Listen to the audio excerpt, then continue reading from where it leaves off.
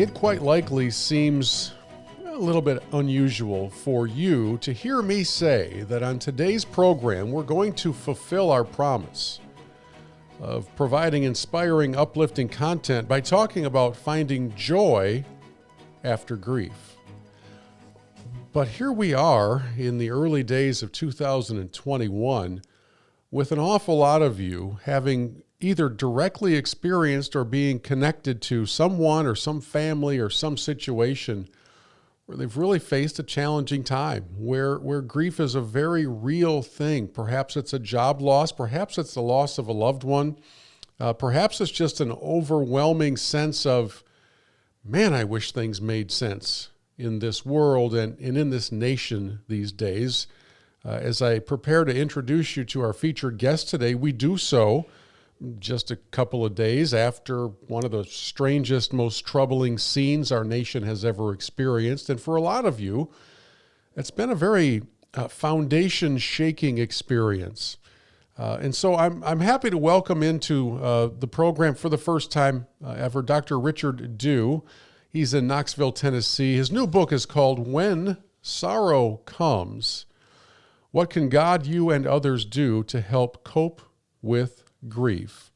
And with that introduction, Doctor, I first of all, thank you for coming onto the program. And secondly, I think we have some splaining to do, as they used to say, between Lucy and Ricky. So how are you, sir?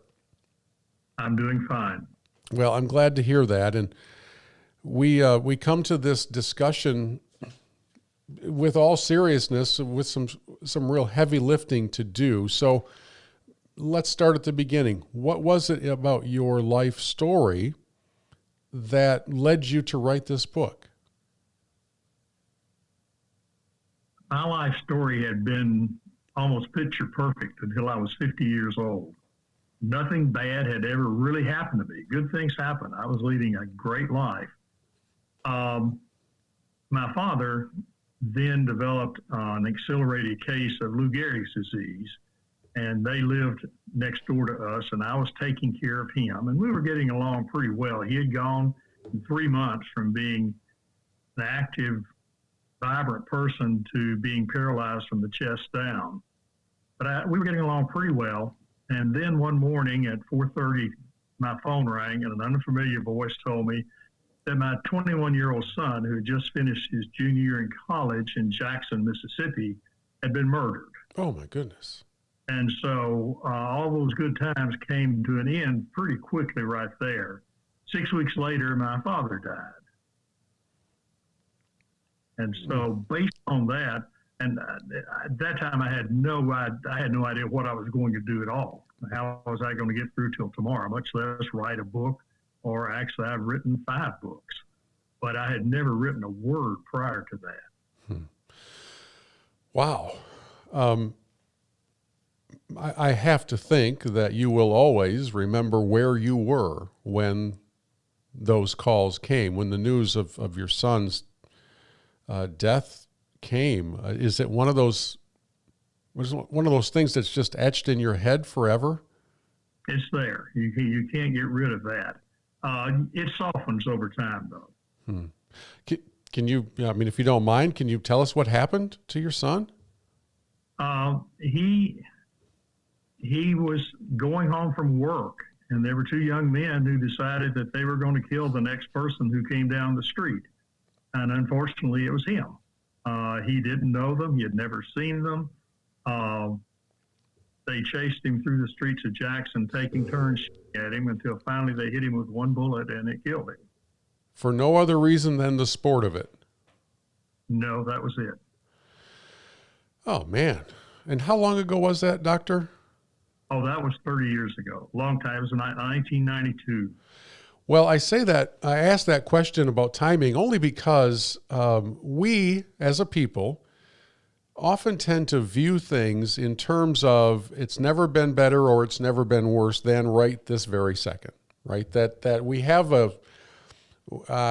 maybe it's a myopic mindset. I'm not sure of the right terminology, but we kind of view things along those lines where nobody's ever experienced anything like this. And here you are talking about something that happened a few decades ago, but of course is still as fresh as if it were yesterday, I would think.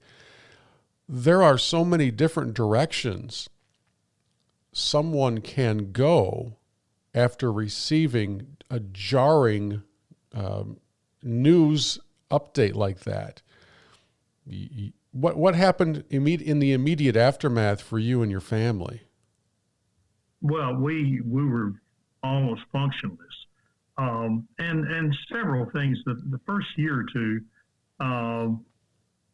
still are almost a blur, but I found that there were several things that were a real problem. Is one, I'm a family practitioner, and I'd been in practice in Oak Ridge, Tennessee, for 23 years. Loved it. I look forward to going to work every day. After this, I didn't look forward to going to work at all. One of the things when I'm working with families who have lost a loved one, I admonish them to do is don't make any irreversible decisions for 1 year. There's no rush to do any of these things. And fortunately, I took my own advice. I've kept practicing for a year.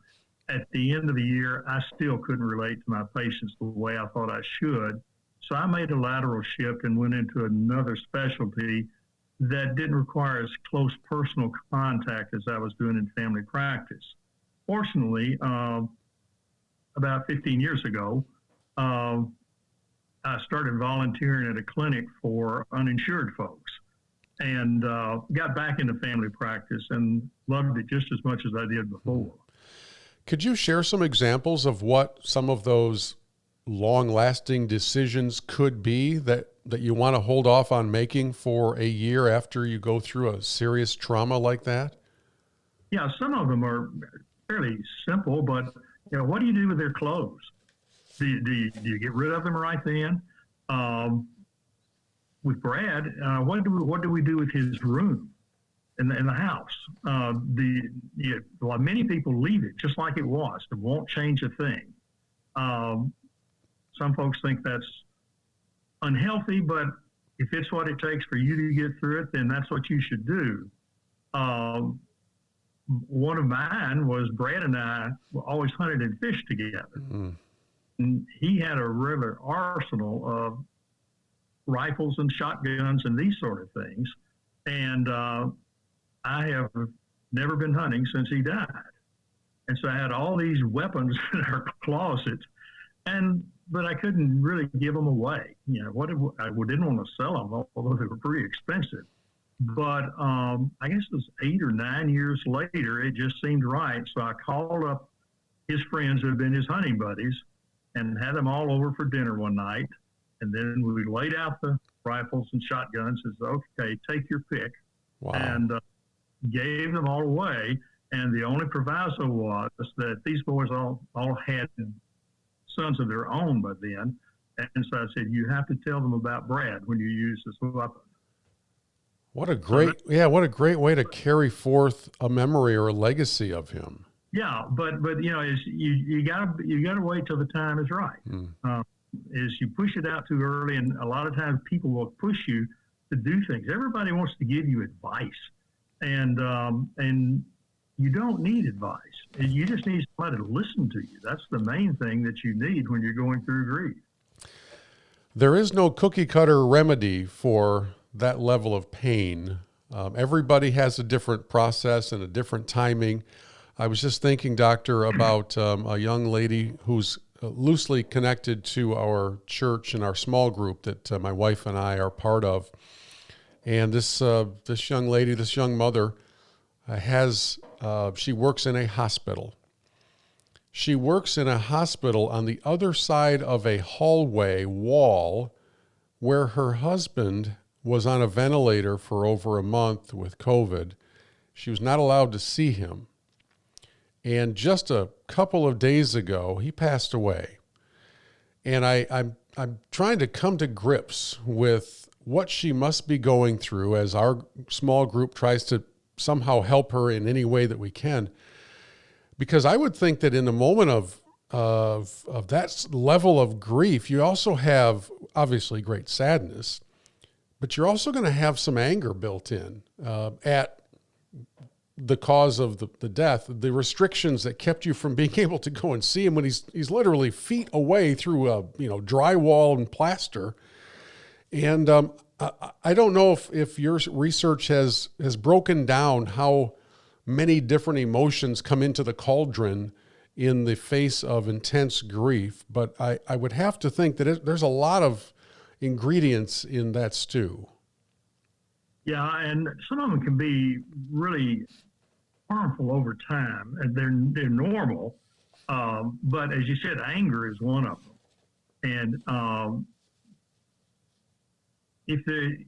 I had someone I knew exactly who to be angry with, and that made it a little simpler. If they die of an illness, who are you going to be angry with? Some people are angry with the doctors or the hospitals or the nurses, but anger, it can be destructive if it goes on too long, and it's very difficult to get through it by yourself. This is one place where I really advise people to go talk with a counselor. You need to talk to a counselor about doing this. The way you can help, and we can help with these folks, is to let them talk.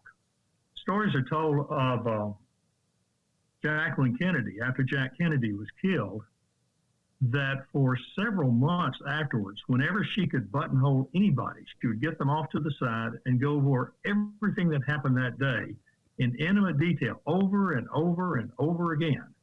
And we call this, I'm been active since Brad was killed with the Compassionate Friends. This is an international support group for families who've lost kids. And one of the things that we talk about is you need to tell your story. And the problem is, after about 6 weeks, everybody's tired of hearing your story. They don't want to hear it anymore. So if you can be a good listener, that is one of the best things that you can possibly do. They don't need advice. They don't need platitudes. They just need somebody to listen to them. I sure am glad you said that, because part of the mission of this program, The Big Impact, is making a difference. It's making an impact in your circles, whether it's your family or your community or your nation or whatever, however large your circle is.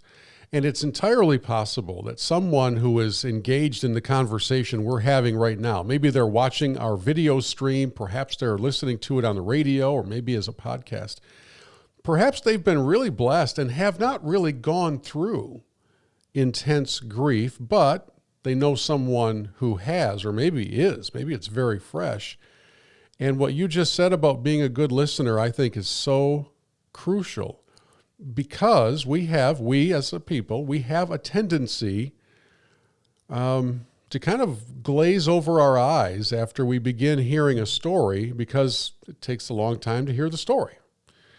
And at the same time, that willingness to listen, not a willingness to speak, a willingness to listen is so crucial to the healing for the person who is hurting.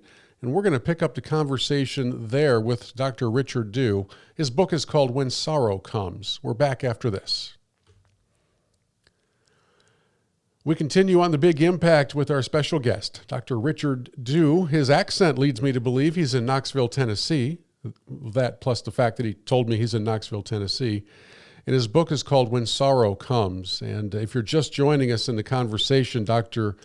Dew comes by that reality all too painfully with the murder of his son decades ago, and still very fresh in his mind. And Doctor, before the break, we were talking about the importance of being a good listener and not necessarily a giver of advice. For those of our listeners who are part of a faith community, I know not everybody is, but we can think back to the advice Job was given by his friends. It was not very good advice. They were not very good listeners. They were lecturers. And you could almost, if we had video of that encounter, we could almost see them pointing at him and kind of trying to drive home their points to him. And I'm wondering if you could help us really get a grip on what it means to be a helpful listener. Well, if you look at the story of Job, is the thing they did first was for a week, they just sat there and said nothing. And he found that very helpful. And then they started talking. And everybody knows what a grieving person should do. They should get out more. They shouldn't get out more. They shouldn't see a psychiatrist. They shouldn't see a psychiatrist. They should go back to work. Shouldn't go back to work. One lady in our support group came in one day and she said, people just stood all over me. And it's so. People want to tell you how to fix it. But there's some things you can do that will help. What I try to tell people is don't ask. We always say, well, if you need anything, just let me know. And I guarantee you almost never will hear from that person. But I tell people, don't ask, do. And I'll give you some examples, just 2 or 3 that I found very meaningful in my life. The day after we got word of Brad's death, our house was swarmed with people coming to see us. The first person who came that morning was a lady who was the wife of another doctor in town. I knew her. She was not a close friend. She was just an acquaintance. But she had lost a teenage daughter to a congenital illness, and she knew about losing a child. She was the first person that showed up. She took over. And so whenever the doorbell rang, she answered it. When people brought food, she put a note on it, what they brought, who brought it, and where the dish was to be returned to. And she did this all day, and then she left. This took such a huge load off of us. I had a young patient. In fact, she had been my patient as a pediatric patient and was now grown and had become a policewoman in Oak Ridge. She called and said, there have been lots of burglaries in houses when people are having their visitation or the funeral. And said, I've asked the police chief, and he's given me permission, if it's okay with you, to park my police car and sit in your parking in your driveway during these events. Now, those are simple things, but they're really, really meaningful things. It's never too late. A lot of times we don't do anything or we don't say anything, and then it goes on and we just become estranged. But this was like 3 months ago. I got a phone call out of the blue and said, Dr. Deere, this is Joe Gaddis. Joe Gaddis was Brad's football coach in high school. And he said, we're at a coaching meeting, and there are lots of Brad's teammates who are now coaches. And said, we've been sitting around telling Brad stories for the last 2 hours. And that brightened my whole year. Oh, yeah. Just the fact that somebody remembered and somebody cared enough to take 10 minutes to give me a phone call. From an event of 30 plus years ago. Yeah. Wow, that's what a blessing. How cool. I mean, that. Yeah, and we can all do those sort of things. Yeah. Well, we have, as a people, we have a desire to help, even if we're not necessarily sure how to do it. And oftentimes, I think that can spill over into not just a clumsy attempt, but perhaps an attempt that sets back the person in grief in ways you never intended. You wanted to help them, and you ended up kind of hurting them. And I hope that one of the outcomes of our conversation today is that our audience would be better equipped to help people going through grief. At the same time, I don't want to overlook those who are going through grief. And your ability and your willingness to share the pain that you endured, and then to sit down at a keyboard and put it into book form. The book is called When Sorrow Comes. But I don't want to skip over the subtitle. What can God, you, and others do to help cope with grief? There's a large part of your story, Doctor, that is connected to your faith. And while I do know that not everybody in our audience would adhere to the same tenets of faith, there is some powerful assistance provided by the Lord through these difficult times. He's a great comforter. He's the healer. And I'd love to have you share a bit of that part of your journey, because I know that it's vital to you. It's certainly the core, the crux of this book as well. Yeah, I grew up in church, and from the time I was can remember, and we've never missed church. But I guess I never really questioned what I believed. I just functioned and tried to live as close to what I said I believed as I could. When Brad was killed, I never questioned, I never doubted God. I never got angry with God. I got frustrated because I've been taught my whole life that in times of trouble, I'll be there. You'll have help. You know, the 23rd Psalm says, yea, though I walk through the valley of the shadow of death, I fear no evil because you are with me. Your rod and your staff, they comfort me. I didn't feel very accompanied and I didn't feel very comforted. And so I prayed like I never prayed before. And the major prayer I did was just give me one sign that any of this stuff that I believed is true, and all the rest of it will hold together. I just wanted some reassurance. And I just kept praying that over and over again. One night I was on call at the hospital. My mother called and said, your dad can't swallow. And with Lou Gehrig's disease, the paralysis just keeps creeping higher and higher, and you eventually get where you can't swallow. And he had told me, don't give me any feeding tubes, don't give me IVs, you leave me alone. So this was late at night. I stopped by their house on the way home from the hospital, and we had a talk with Mom and Dad about what they wanted to do. I didn't go into all the details of how he would waste away and starve and dehydrate. But I knew that was coming. And so I went up to my house, and when I said my prayers that night, I said, I know Dad isn't going to live, but let him go quickly and don't let him hurt. And before I said amen, the phone rang. And it was my mother, and she said, Phil, just quit breathing. And all I could do was say, thank you, I don't need any more signs. That's the only time I've ever had a prayer answered spontaneously, and I knew it was being answered. So, you know, to me, what this says is, it's almost like God said, look, I'm here with you. I'm not going to leave you. I know just how you feel. They murdered my son, too. And so I've had things I worked through with religion, but I never had any problem with my faith after that. And I was never tempted just to blow it and throw it up all together. How long was it, or does it still happen, where you find yourself being angry with God or asking him, why? Do you still have that question? And did you at the beginning?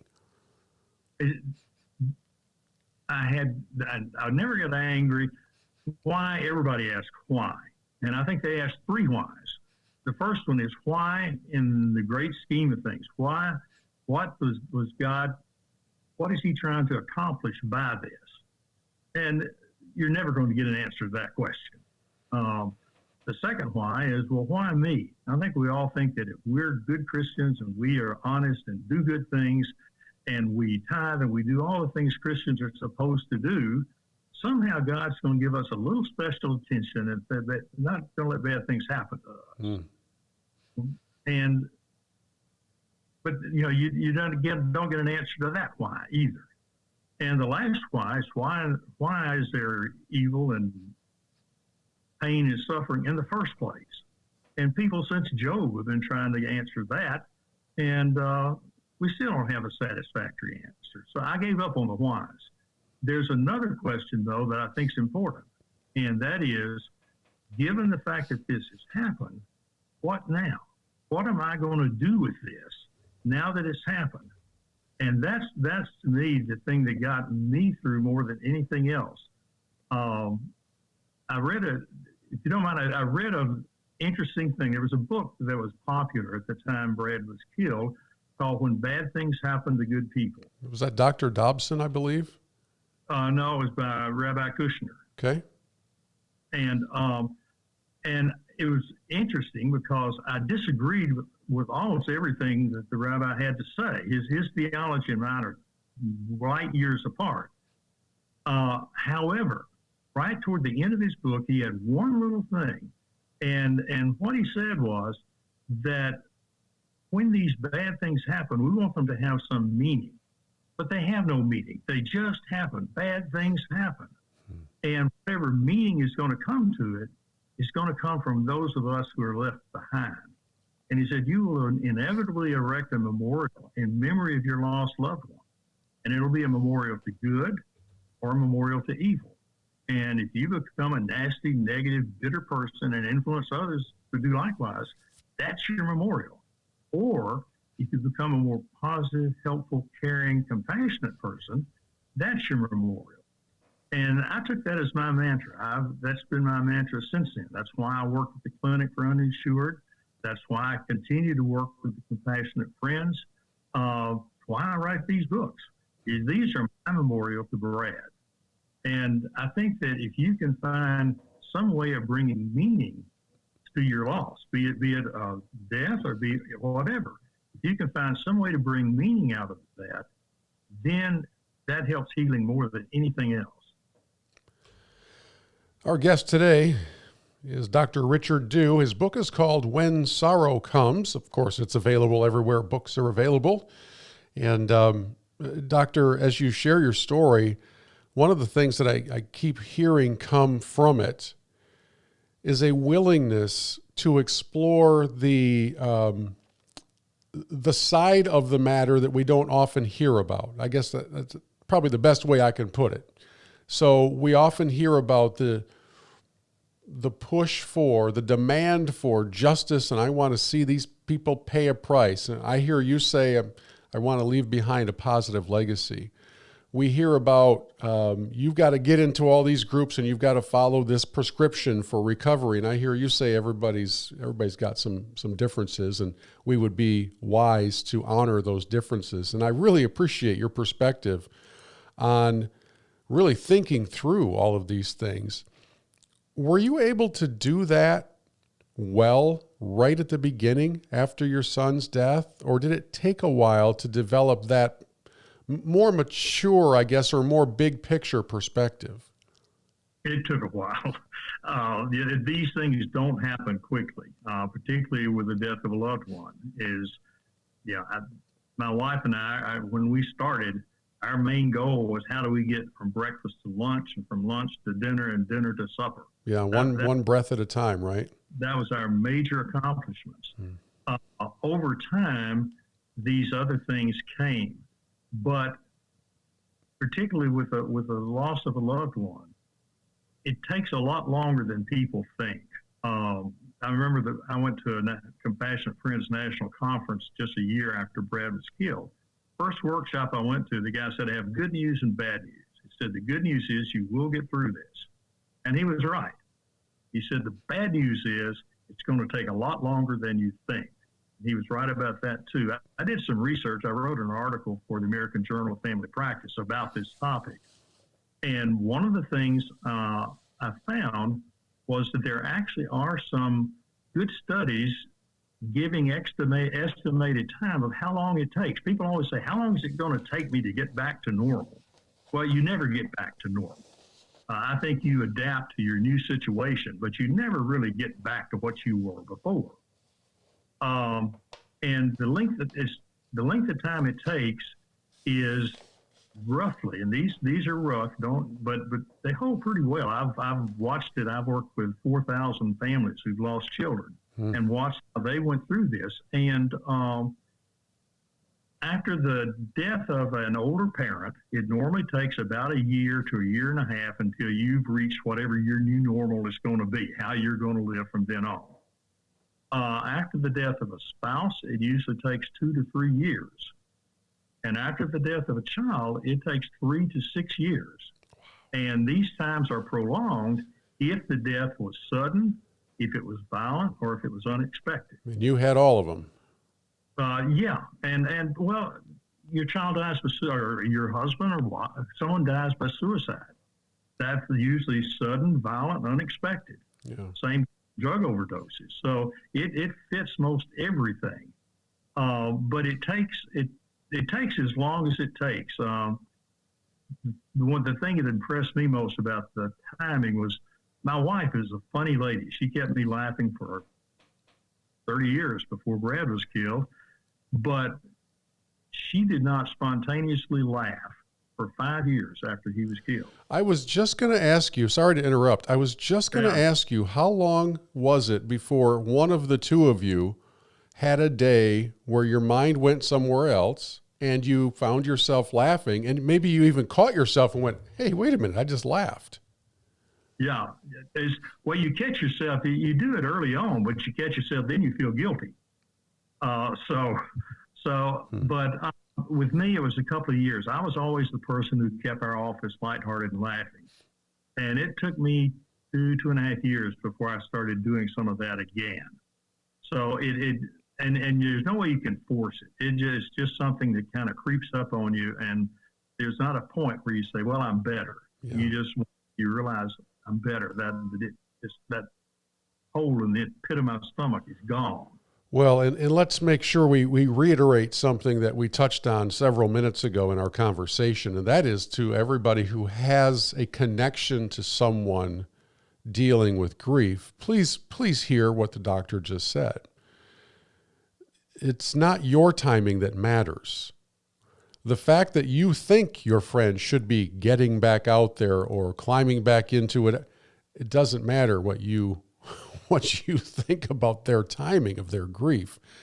The role for those of us who are connected to someone is to support, to listen, and to just be there, right?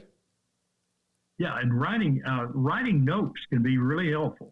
I have a preference for handwritten notes. I don't know how well you can sympathize with an email or on Facebook.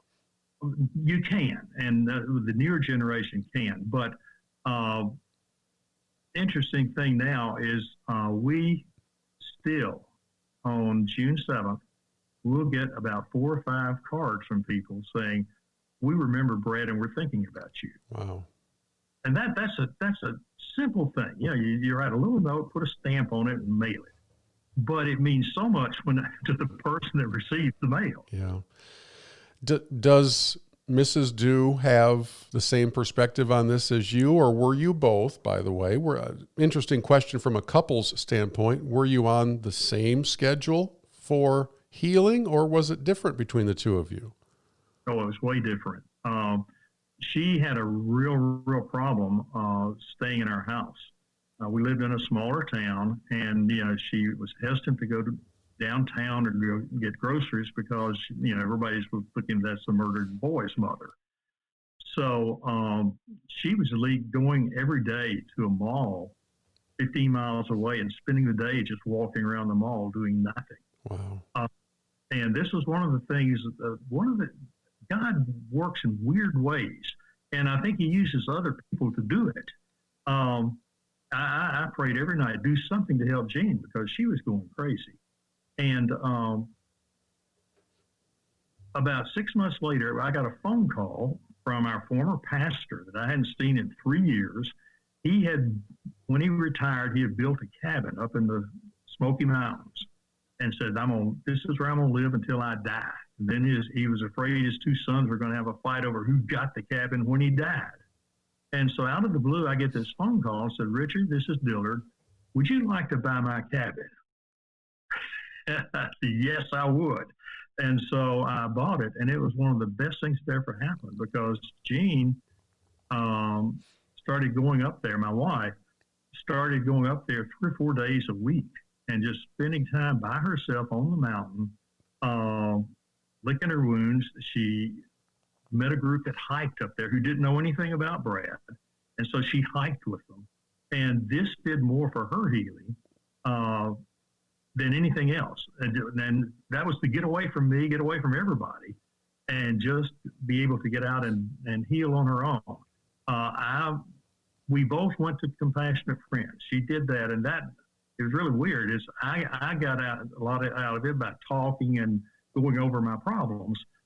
She got more out of it by, after the meeting was over, talking to other ladies who seemed to be in the same boat she was in. Yeah. There's strength in numbers, right? Yeah. And support groups are good. Yeah. they're the one group that will listen as long as you want to talk.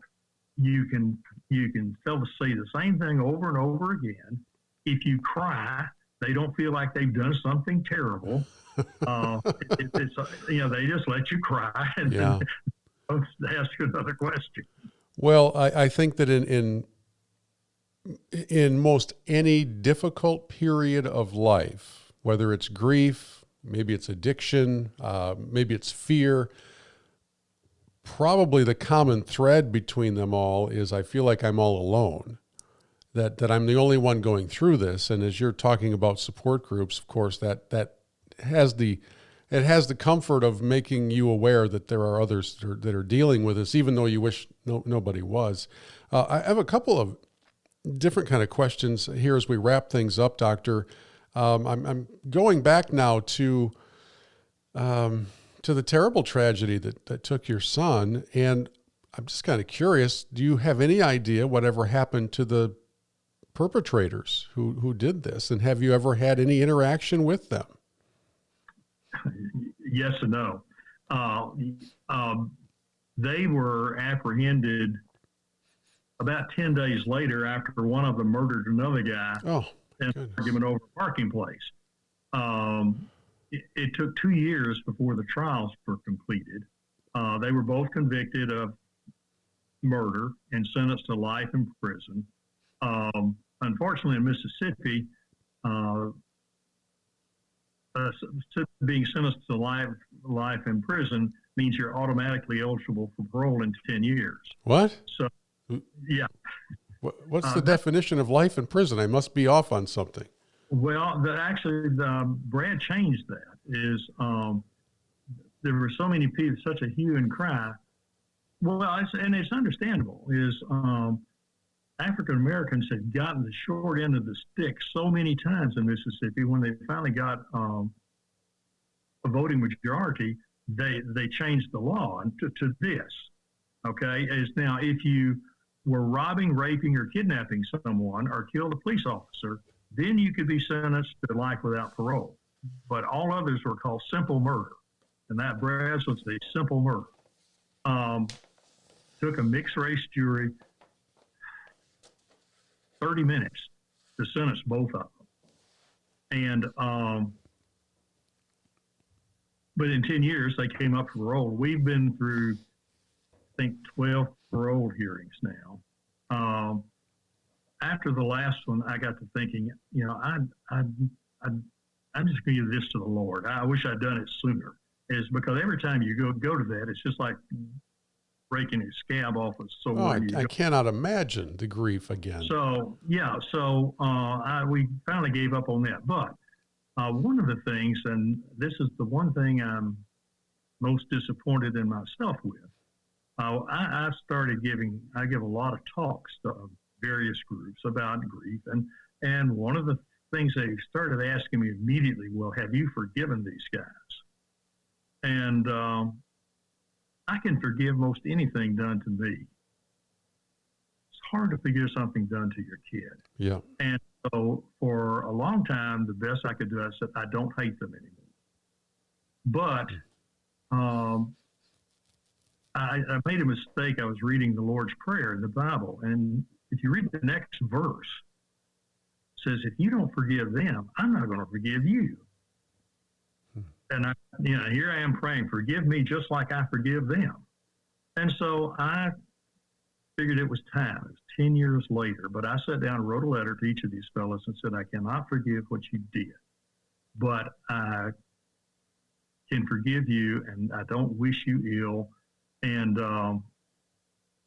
one of them responded fairly well. He also took the letter to his next parole hearing and got paroled. The other one, but I asked both of them, could I come and see you? You have to get their permission to visit them in prison. They never have told the truth about what happened that night, and I really would like to know. And both of them refused to see me. But I'm at peace with that. Are they both out? One is out. The other one is up for parole, I think, this year. Man, it's